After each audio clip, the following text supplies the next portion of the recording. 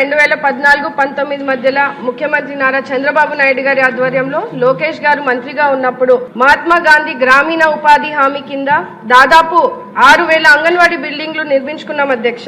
అయితే గత వైసీపీ ప్రభుత్వంలో అంగన్వాడీ బిల్డింగ్లు కొత్తగా కట్టలేదు, ప్రైవేట్ బిల్డింగ్లు ఉన్నవి రెంటులు చెల్లించలేదు, గవర్నమెంట్ బిల్డింగ్ లో ఉన్న రిపేర్లు చేయలేదు, నాడు నేడు పనులు అని చెప్పి నిర్మాణాలు పూర్తి చేయకుండా జేబులు నింపుకొని అంగన్వాడీ వ్యవస్థను పూర్తిగా నిర్వీర్యం చేశారు అధ్యక్ష.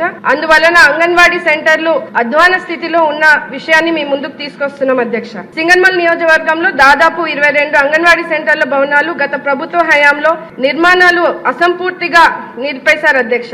ఇప్పుడున్నటువంటి రెంటు భవనాల్లో కనీస వస్తువులు లేకపోవడం, అంటే వాటర్ ఫెసిలిటీ గానీ కరెంట్ సమస్యలతో, అలాగే ఆ రెంటు భవనాలు ఎప్పుడు ఖాళీ చేయమంటారో తెలియలేని పరిస్థితుల్లో చిన్నారులు, గర్భిణీ స్త్రీలు, అలాగే సిబ్బంది ఈ భవనాల్లో ఉండడానికి ఇబ్బందులు పడుతున్నారు అధ్యక్ష.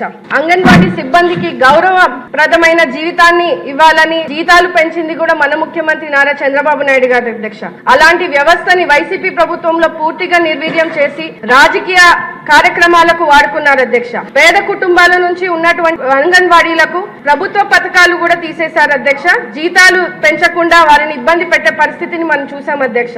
కావున అంగన్వాడీ కుటుంబాల సంక్షేమ దృష్ట్యా గవర్నమెంట్ పరిస్థితులను అన్నింటినీ కూడా పరిశీలించి వాళ్ళకి తగు న్యాయం చేయవలసిందిగా కోరుతూ, అలాగే ముఖ్యంగా మన మంత్రివర్యులు లోకేష్ అన్న గారు అంగన్వాడీని ప్రీ స్కూల్ కాన్సెప్ట్ కి తీసుకొచ్చినందుకు సంతోషంగా ఉంది అధ్యక్ష. ప్రస్తుతం అన్ని స్కూల్స్ లో ఇన్ఫ్రాస్ట్రక్చర్ పనులు శరవేగంగా జరుగుతున్నాయి. అదే విధంగా అంగన్వాడీ సెంటర్ల పనులను కూడా త్వరగా కంప్లీట్ చేసి అభివృద్ధిని చేయాల్సిందిగా కోరుతున్నాను అధ్యక్ష.